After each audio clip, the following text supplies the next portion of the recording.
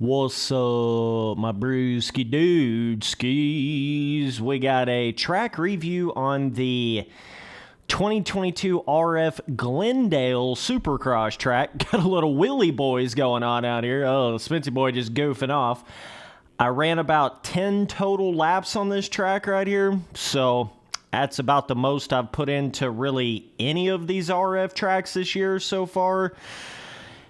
And I really thought that RF was starting to get their shit together when it came to like overall skill gap of the track to be considered an actual pro track in the game.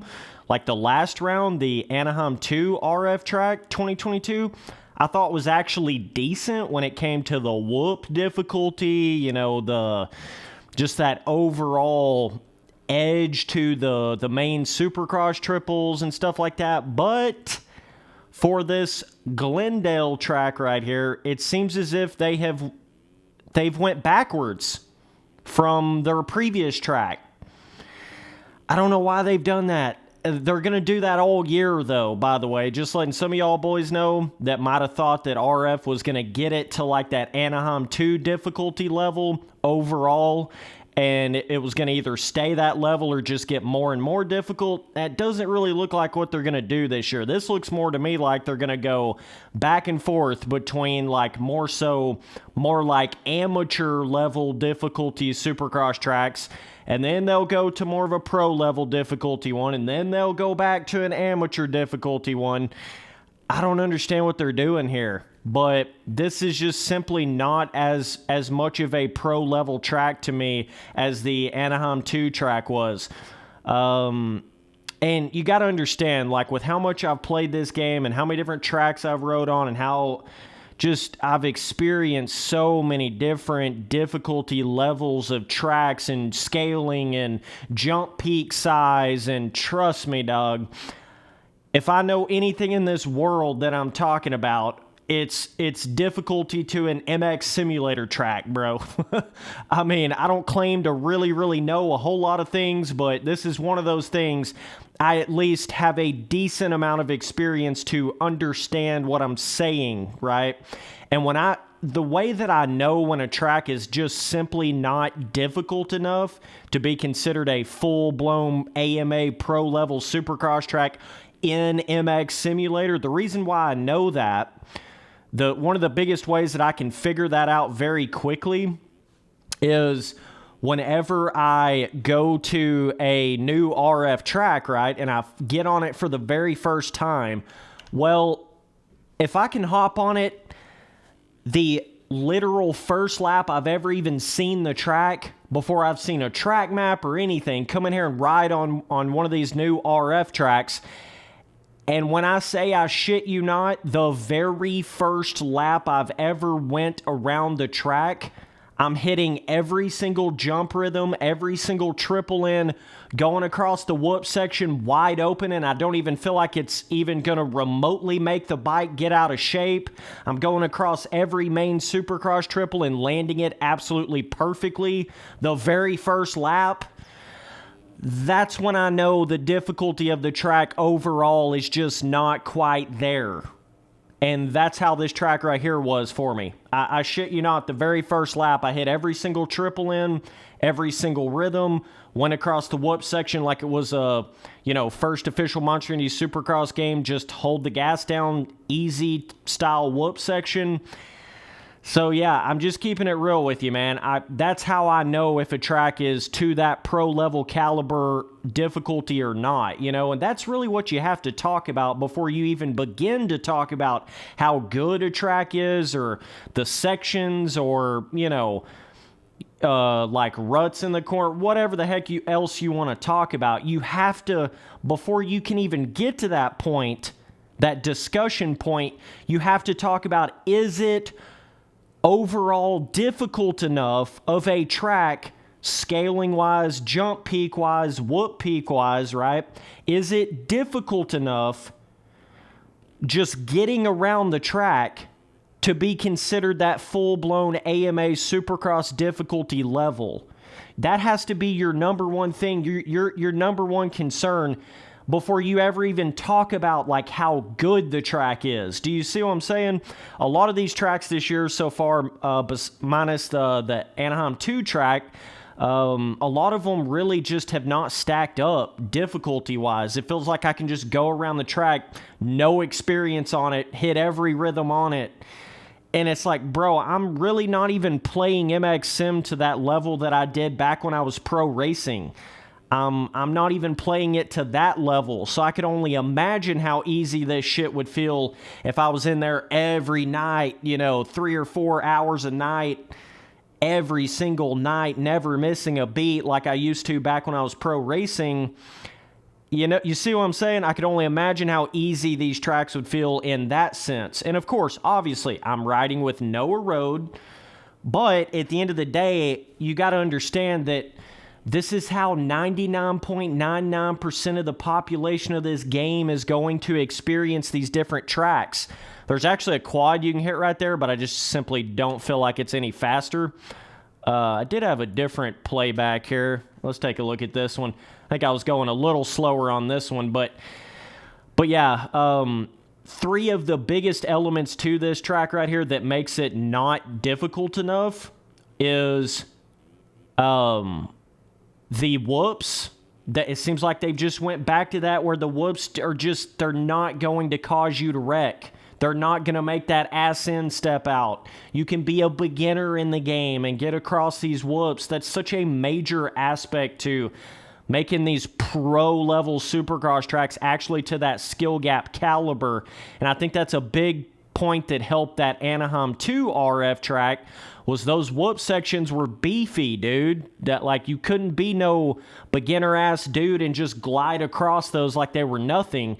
And with this track, not only is the whoop section really short and there's only one of them, but it taking all that into account, on top of that, the whoops just don't feel like they quite have that peak to them. They don't have enough size to them with having this more friction-based, sandy-feeling traction tile map that they have with the Erode. It just doesn't create enough skill gap. It doesn't create enough potential risk to crashing in the whoops to make them actually feel like a full-blown AMA Supercross level whoop section. Do you understand what I'm saying? Another big element is the 2 main Supercross triples on this track. They just don't have the peak to them, man.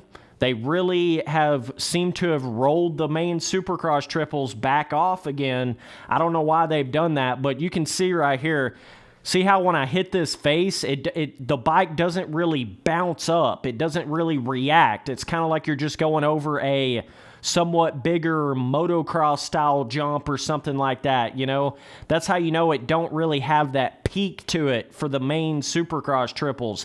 And as far as these, even just the triple N rhythms on the rhythm sections, you don't even have to have momentum.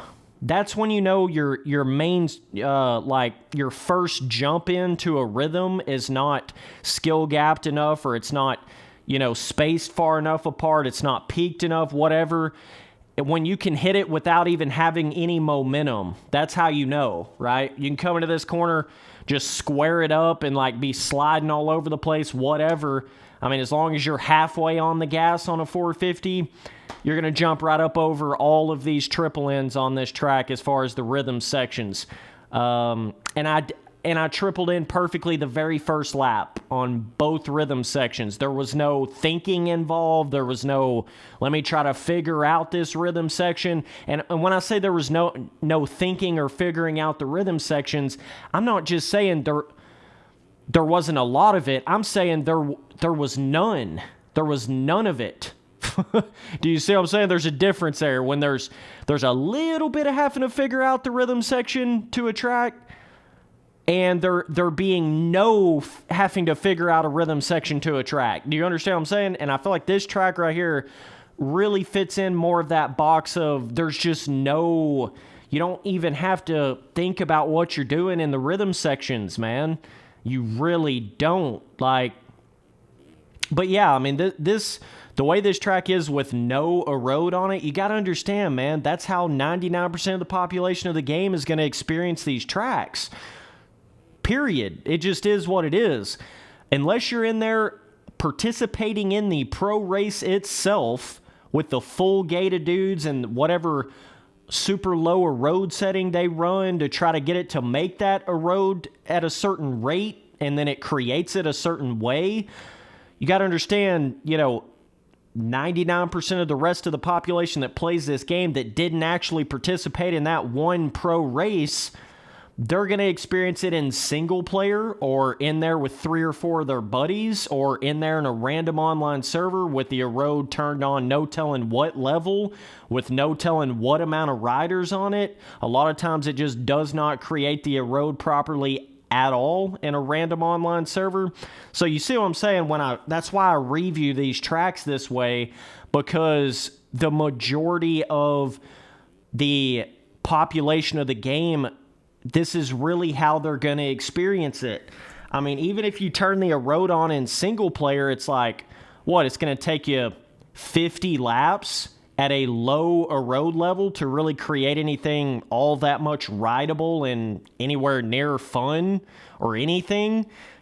That's the problem with the road. If you have it at too high of a rate because you don't have enough people in a server, or you're playing in single player and you try to crank that erode level up, it just doesn't make it properly. It doesn't build it properly. It makes it so much more janky when it has to be at that higher level. Less spikes, more erode always creates way worse of a erode system than having like more riders with less erode. That's why in the pro racing, it's more riders with a lot lower of an erode level.